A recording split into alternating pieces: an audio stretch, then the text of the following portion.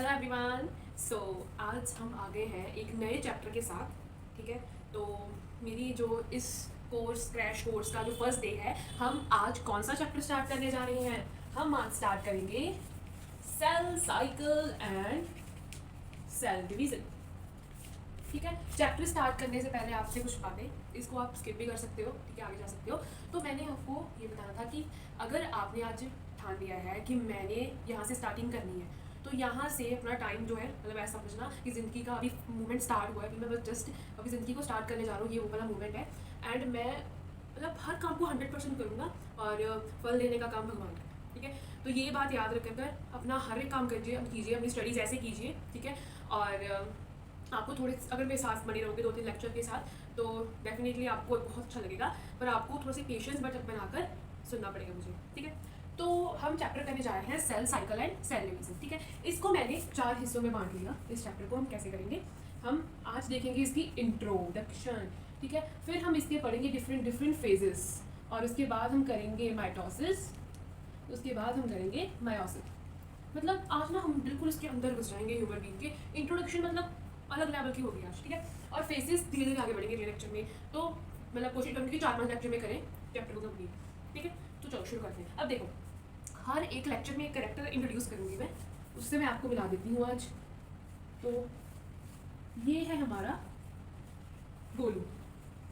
ठीक है, ये हमें बीच बीच में दर्शन देते जाएगा। ठीक है, और इसके मतलब ये हमारी ह्यूमन बॉडी की तरह हमने इसे लिया है। ठीक है, तो और हम इसको सारे जवाब देंगे। पढ़, थोड़ा सा मोटा है, खा खा के हो गया बिल्कुल हमारी तरफ। ठीक है, तो हम हमेशा आपको सुना होगा cell is the basic unit of life, मतलब सेल के बिना जीवन ही नहीं है। ठीक है, मतलब जैसे हम रिमोट है, उसके सेल निकाल लो, उसका जीवन होगा कभी भी नहीं। हम भी ऐसी एक कह लो कि हम रोबोट है जो सेल से चलती हैं, एक भगवान के बनाए हुए रोबोट है हम भी जो सेल से चलती हैं। पर एक नहीं, दो नहीं, billions of trillions of cell हैं जो हमारी इस बॉडी को चला रहे हैं। ठीक है, यहाँ पर अलग अलग डिफरेंट सेल हैं जिसने हमारी पूरी बॉडी को बनाया। हाथ, नाक, मुंह, कान, सब एक एक सेल जुड़ जुड़ कर आपस में बंद कर, मतलब हमारी पूरी बॉडी को बना दे, एक ऑर्गेनिज्म को बना दे। ठीक है, जब हम एक ऐसे होती है ना, एक ब्रिक होती है, ब्रिक को हम जोड़ते हैं, सीमेंट लगा देते हैं बीच में, चलो जो दीवार खड़ी होगी, ऐसी दूसरी दीवार, दोनों दीवारें मिलकर एक घर बनाती हैं। मतलब एक उसकी बेसिक यूनिट क्या होगी, वो ईंट एक बेसिक यूनिट होगी ना उसकी, कि वो एक ईंट जुड़कर पूरा एक बड़ा मकान, विला, महल बना रही है। वैसे ही हमारा जो सेल है वो जुड़कर क्या बना रहा है, एक ऑर्गेनिज्म को बना रहा है। तो यहाँ पर हम क्या कहेंगे, cell will form tissues and tissues will form organ and organ will form organ system, then organ system will form organism। ठीक है, तो जो सेल है, जो हमारी बेसिक यूनिट है, देखो क्या होता है। देखो सपोज ये 3-4 सेल, ठीक है, तो इन तीनों ने कहा भाई हम तो ना हाथ को ऐसे हिलाने में काम करेंगे, हमें ये काम दे दिया जाए। ठीक है, तो मैंने कहा कि इनका पर्पस तो यही है कि हम हाथ को हिलाना है हमको, तो इन तीनों का एक ही पर्पस है कि उन्हें इनको इकट्ठा दे दिया जाए। क्योंकि जब हम यूनिटी करते हैं ना, हम सब मिलकर काम करते हैं, तो वो काम जो है सबसे बेहतर होते हैं, है ना। तो क्या हुआ कि तीनों जो है वो सेल कहा कि हमारा पर्पस तो एक है। एक कहता मैं इस नर्व को इसके पास सिग्नल भेज दूंगा, एक कहता मैं एटीपी लगा दूंगा, ऐसा मिलकर हम काम करेंगे। ठीक है, तो हमने भगवान जी ने कहा चलो ठीक है बेटा, तीनों तुम्हारा काम एक है, तुम तीनों को हम एक साथ में जोड़ देंगे, किसी सीमेंट से या किसी कुछ ऐसे सामान से इकट्ठे जोड़ देंगे कि आप भूलो मत कि हम सब साथ साथ हैं, हम साथ साथ हैं। ठीक है, तो उन्होंने क्या बना दिया, मिलकर टिश्यूज बना दिए जिन जो साथ साथ में जुड़ गए। ठीक है, तो इसे हम क्या लिख सकते हैं, ग्रुप। किसका ग्रुप, हमारे सेल्स का ग्रुप। ठीक है, और ऐसे ही जैसे देखो अब सबने कह दिया हम तो सभी ओवरऑल किसके लिए काम कर रहे हैं, हमारे बड़े बॉस हमारे हाथ के लिए काम कर रहे हैं। सभी सेल्स ये कह रहे हैं कि हम तो अपने हाथ के लिए काम कर रहे हैं, मतलब इस पर्टिकुलर ऑर्गन के लिए ये सारी सेल्स काम कर रही हैं। कोई हाथ से रिलेटेड काम आ जाएगा तो ये पहले सामने खड़ा होगा। ठीक है, तो ये फिर क्या बना देंगे, हमारा ऑर्गन, मतलब जो हमारा हैंड है। ठीक है, अब देखो हैंड्स, लेग्स सब किसके लिए काम कर रहे हैं, हमें चलाने के लिए। तो ऑर्गन कहता है मैं किसको कंट्रीब्यूशन करता हूँ, मैं भी कंट्रीब्यूशन करता हूँ। जब किसी में चलना होता है, ऐसे हम ऐसे करते हैं लेफ्ट राइट, तो ये कंट्रीब्यूशन किस में कर रहा है, हमें चलाने में। एक सिस्टम है बॉडी का जो हमें चलाता है, स्केलेटल सिस्टम में चलाता है, तो उस ऑर्गन सिस्टम को ये ऑर्गन चला रहा है। ठीक है, ऐसे कितने सारे ऑर्गन्स, मतलब जो सारे उस ऑर्गन सिस्टम के लिए काम कर रहे हैं, जो हमारे पर्टिकुलर स्केलेटल सिस्टम के लिए काम कर रहे हैं, वो ऑर्गन क्या बना देंगे, ऑर्गन सिस्टम। ठीक है, ऐसे सारे सिस्टम क्या कहेंगे, हम तो जी ह्यूमन बॉडी के लिए काम कर रहे हैं, और स्केलेटल सिस्टम, रेस्पिरेटरी, ईटिंग वाला सिस्टम, डाइजेस्टिव सिस्टम, सारे किसके लिए काम कर रहे हैं, हमारी ह्यूमन बॉडी के लिए। ठीक है, तो ऐसे ही छोटे छोटे सेल्स होते हैं, वो टिश्यूज बनाते हैं, अलग ऑर्गन बनते हैं, फिर ऑर्गन सिस्टम। ये जो ऑर्गन सिस्टम तक वर्क है ना, ये हर एक सेल करता है। ठीक है। नर्व सेल्स अपने न्यूरल का सिस्टम बनाएगा, हमारे स्टमक, लीवर, डाइजेस्टिव का बनाएंगे, एल्वोलाई, लंग्स, रेस्पिरेटरी का बनाएंगे। सबका अलग अलग काम है, हर एक पर्टिकुलर सेल का अपने टिश्यू के लिए वफादार होने का काम है। मैं तो भी टिश्यू का काम करूँगा, ठीक है। अब हम एग्जाम्पल लेते हैं सपोज है कि नर्व की, ठीक है। एक छोटी सी नर्व है हमारे ब्रेन में, एक छोटी सी नर्व है, बिल्कुल छोटी वाली नर्व, ठीक है। तो यहाँ पर हमारी ब्रेन में एक छोटी सी नर्व है, तो इसका देखो कितना बड़ा कॉन्ट्रीब्यूशन है हमारी एक एक सेल का। ये क्या कहेगी, मैं अपना काम कर रही हूँ, मैं सिग्नल भेज रही हूँ इस नर्व को, ठीक है। तो हम कहेंगे ट्रिलियंस ऑफ सेल है, तेरी क्या औकात है। वो कहता है मैं अगर एक यहाँ से चला गया ना तो सारे सिग्नल्स बंद हो जाएंगे। मतलब ये एक सेल जो है ये आके इस टिश्यू को, मतलब सारे जो न्यूरॉन्स हैं जहाँ पर टिश्यूज बने हुए हैं, ये सभी टिश्यूज को इकट्ठा रख कर रही है, ठीक है। और ये सारे टिश्यूज जो है मिलकर ये हेड बना दिया, एक ऑर्गन बना दिया, ऑर्गन ने पूरा ऑर्गन सिस्टम बना दिया, ओवरऑल बॉडी में जितने नर्व्स हैं सारा सिस्टम हो गया। ऐसे हम बन गया रेडी से, ठीक है। ये क्लियर होगा। और सेल के हमारे क्या क्या फंक्शन है, हमारा सेल क्या कर रहा है, हमारा सेल खाना खा रहा है, खाना खा रहा है ना हमारा सेल। हाँ, जो हम इतने खाने खा रहे हैं, बर्गर, पिज़्ज़ा खाना, रोटी खा रहे हैं, दाल चपाती सब कुछ खा रहे हैं, तो ये किसके पास पहुंच रहा है, बेसिकली वो एक छोटे से सेल में जो हमारी पूरी बॉडी को एक साथ में रखा हुआ है। मतलब अगर मैं ये दोबारा बनाऊं,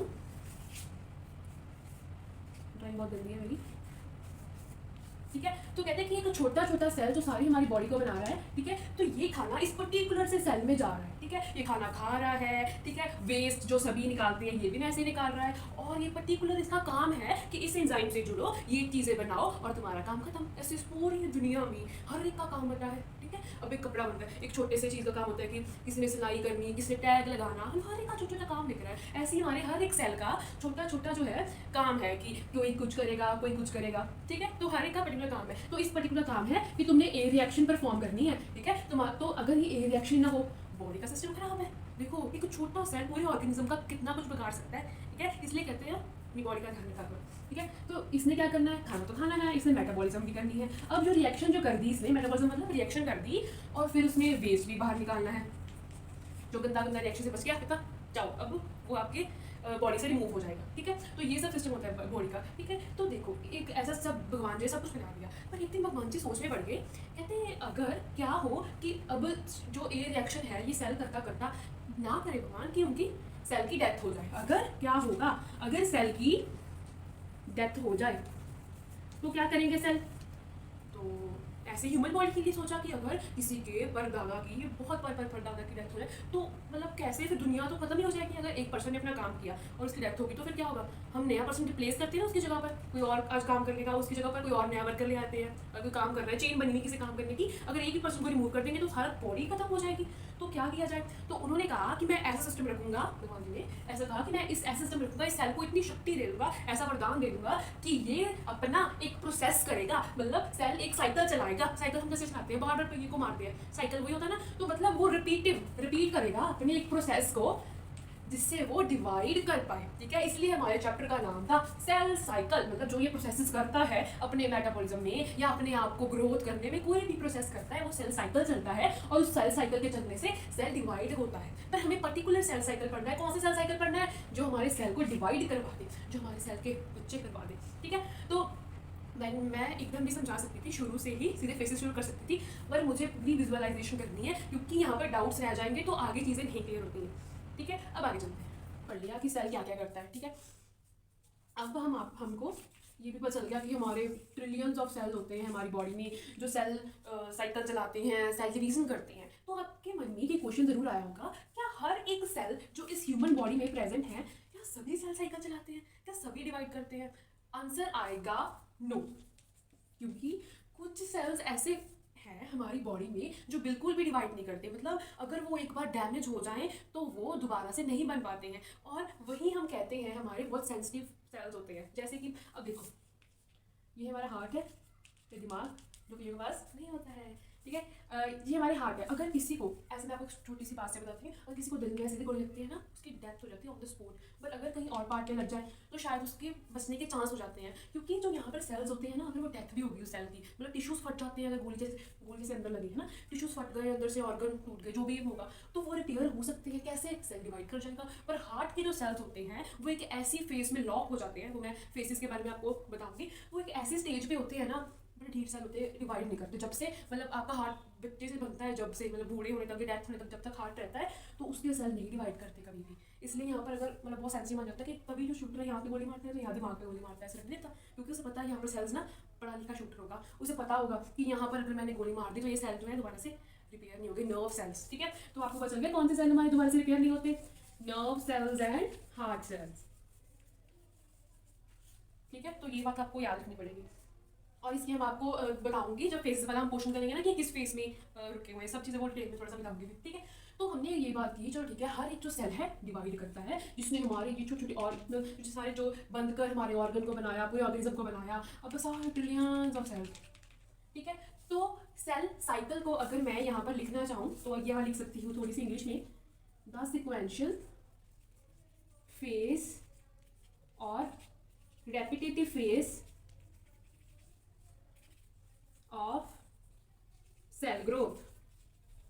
मतलब कि एक ऐसा फेज चलना, मतलब देखो ना, कहते नहीं हम रोबोट्स में इंफॉर्मेशन स्टोर कर देते हैं, वो जैसे आप उसमें करोगे ना इंफॉर्मेशन स्टोर कि जाओ पानी लेकर आओ, ऐसे बोलो, जैसे अलेक्सा में इंफॉर्मेशन स्टोर हो जाती है, आपको पता है वहाँ पर बोलते हैं अलेक्सा वो करो, चाय लेकर आओ, तो जो अलेक्सा AC ऑन कर दो, कुछ भी हम बोलते हैं ना ऐसे, तो उनमें इंफॉर्मेशन स्टोर होती है, अपनी जो भी सिस्टम होता है उसमें इंफॉर्मेशन स्टोर हो जाती है, तो वो वैसे ही प्रोसेस करती है, मतलब कि हाँ मुझे इंफॉर्मेशन स्टोर है, मुझे अगर एक्शन दिया, आर्टिफिशियल इंटेलिजेंस से कहते हैं, वो इसमें स्टोर होती है और वो वही प्रोसेस को दोबारा करती है जब उसको सिग्नल मिलता है ना। वैसे ही हमारा अगर सेल जब ग्रोथ कर जाता है, डिवाइड कर जाता है, जब सेल छोटे बच्चे हो जाते हैं, तो वो फिर दोबारा से उस ग्रोथ के प्रोसेस को शुरू कर देता है, क्योंकि आगे उसने आगे क्या पता जो उसने सेल डिवाइड की है वो आगे बचे भी ना बचे, वो पहले तैयारी करने लग जाता है कि बच्चे भी सेल कर दूंगा मैं, ठीक है, जस्ट समझाने के लिए आपको। तो ये होगा हमारा सेल साइकिल। अब हम थोड़ा सा सेल को और पढ़ेंगे, छोटे छोटे फेज में अलग अलग चीजें मैं आपको बता रही हूँ,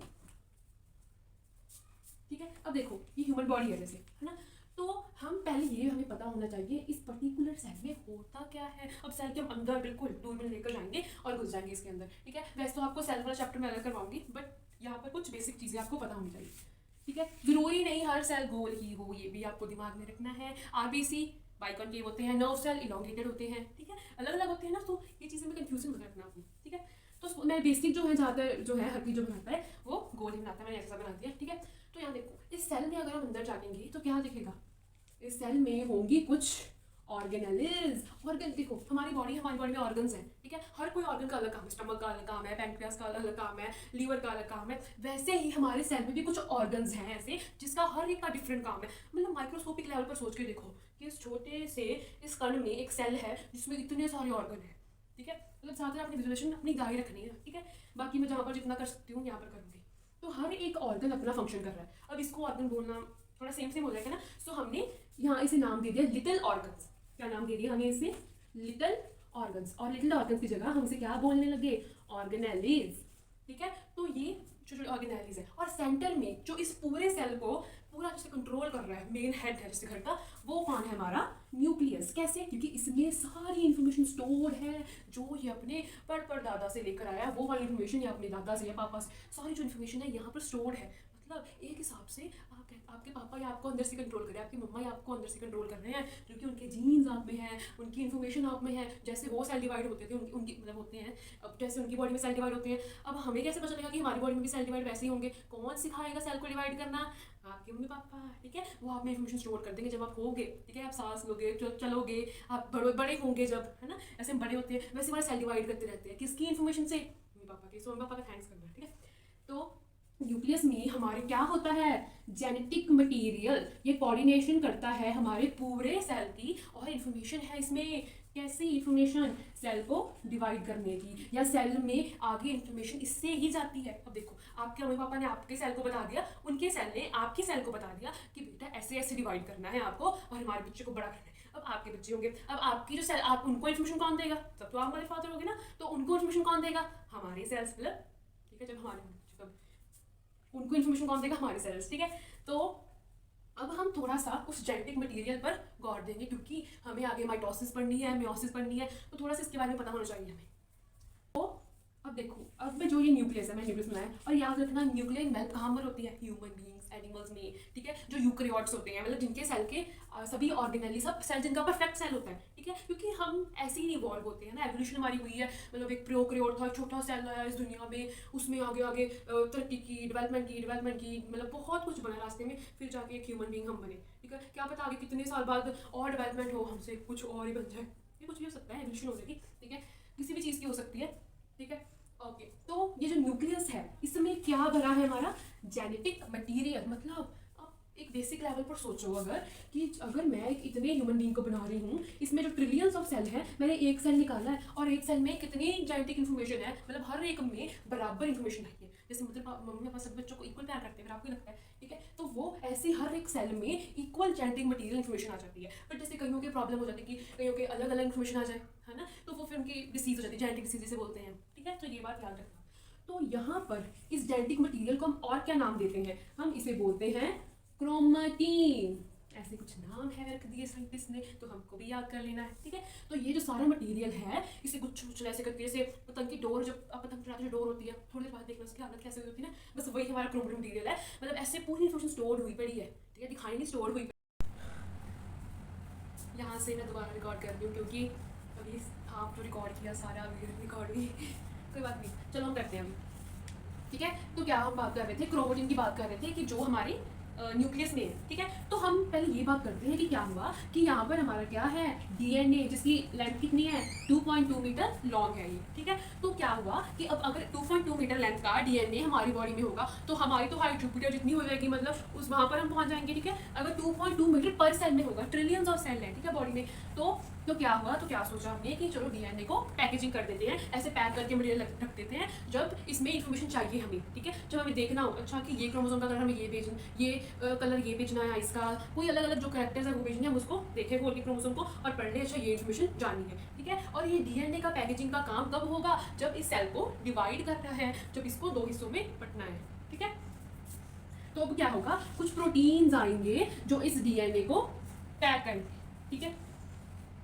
तो क्या होगा, अब देखो ये डीएनए यहाँ पर पैक होना शुरू हो जाएगा धीरे धीरे, प्रोटीन इसको ऐसे मतलब कहना ना कि एक रबर की तरह से बांध देंगे आपस में, ठीक है। तो एंड में तो ये हमारे किस में कन्वर्ट हो जाएगा, क्रोमोजोम में, जो जिससे हम इन्फॉर्मेशन सबसे ज़्यादा इजीली पढ़ सकते हैं क्रोमोजोम से। अच्छा ये यहाँ पर करेक्टर है, वो करेक्टर है, ये वो सब चीज़ें पढ़ सकते हैं। और जब हमने पढ़ ली ये इन्फॉर्मेशन तो फिर ये ऐसे ऐसे कन्वर्ट हो जाएगा क्रोमोटिन मटेरियल में, ठीक है, जो हमारा एक जेनेटिक मटेरियल जो मैंने आपको बताया, ठीक है। तो ये जो स्टेजेस होती हैं इसको हम डिटेल में पढ़ेंगे आगे चैप्टर्स में, ठीक है। तो ये क्या है, क्रोमोसोम की स्टेज। अगर ये क्रोमोसोम है, ठीक है, इसका सिंगुलर क्या होगा, क्रोमोटिड, मतलब मोस्टली यहाँ से ये सेल के 2 डबल क्रोमोसोम है, ठीक है। ये सिंगल वाले को क्रोमोटिड बोलेंगे, इकट्ठे जब होंगे उसे बोलेंगे क्रोमोसोम, ठीक है। अगर ये सिंगल ऐसे ही है तो इसे ही क्रोमोटिड बोलेंगे, इसे ही क्रोमोसोम बोलेंगे। तो सेंटर में जो चीज़ है जिसे हम बोलते हैं सेंट्रोजोम, ठीक है, ये एक ऐसा प्रोटीन है जिसने इसे आपस में बांध कर रखा हुआ है, ठीक है। ये हमारी इंफॉर्मेशन है, इसे आप कर सकते हैं। आपको बताएंगे, देखो अब जैसे ह्यूमन बॉडी है उसमें 46 जो है क्रोमोसोम है, पर इन्फॉर्मेशन तो बहुत सारी है, कलर भी पता करना है, हाइट भी देखनी है, जो करेक्टर्स हमारे पेरेंट्स से आए हुए हैं, तो ऐसी मशीन बना दी जिससे देखो कि कौन से करेक्टर्स है, कौन सी जीन्स है तुम्हारे में, बस देखिए मतलब वहाँ पर ब्राउन आ जाए, ठीक है। तो हम ये देखते हैं कि क्योंकि हर एक इंसान के अलग अलग मतलब फेसेस आते हैं कि हर एक में वेरिएशन आई होती हैं, ठीक है, हर एक का चेहरा हर एक से नहीं मिलता है ना, तो हर एक की कुछ वेरिएशन आ जाती हैं, ठीक है। और हमारे जो होते हैं कौन से सेल होते हैं, जर्म सेल्स, जिसमें मायोसिस होती हैं, माइटोसिस में होती हैं, सोमैटिक सेल में, ठीक है। जैसे किडनी, लीवर, ये वहीं पर वहीं रह जाते हैं, वही इन्फॉर्मेशन जो सेल डिवाइड करता है वो हमारी बॉडी में रह जाता है, ठीक है। अब सेल सपोज डेथ हो गई सेल की, पर्टिकुलर सेल की, तो उसकी दूसरी बच्चे तो है ना उसका, है तो आगे वो जनरेशन बढ़ा सके, तो ऐसे ही हमारे ह्यूमन के साथ होता है, ऐसे ही यहाँ पर होता है, ठीक है। तो अगर जर्म सेल में स्पर्म्स, ओवम, अगर मेल है तो यहाँ पर ट्रांसमिट होगी, यहाँ पर देखा जाएगा कि कौन सी इन्फॉर्मेशन जा रही है, कौन सी नहीं जा रही, ठीक है। ये ओवरव्यू था सारा, तो हम इसको आगे डिटेल में अगले करेंगे, ठीक है। सारा फेसेस पढ़ेंगे, माइटोसिस, मियोसिस, और आप लिंक्स चेक कर लें डिस्क्रिप्शन में, और वहाँ पर आप डाउट्स पूछ सकते हो, या आप नीचे कमेंट में डाउट्स को भी पूछ सकते हो, या आप सजेशन दे सकते हो। ये 4th टाइम जो है पिछला सेशन में रिकॉर्ड कर रही हूँ, थोड़ी सी प्रॉब्लम आ रही थी, तो इसको भी रिपेयर करेंगे हम, ठीक है। और सजेशन आप दे दीजिएगा। Thank you so much.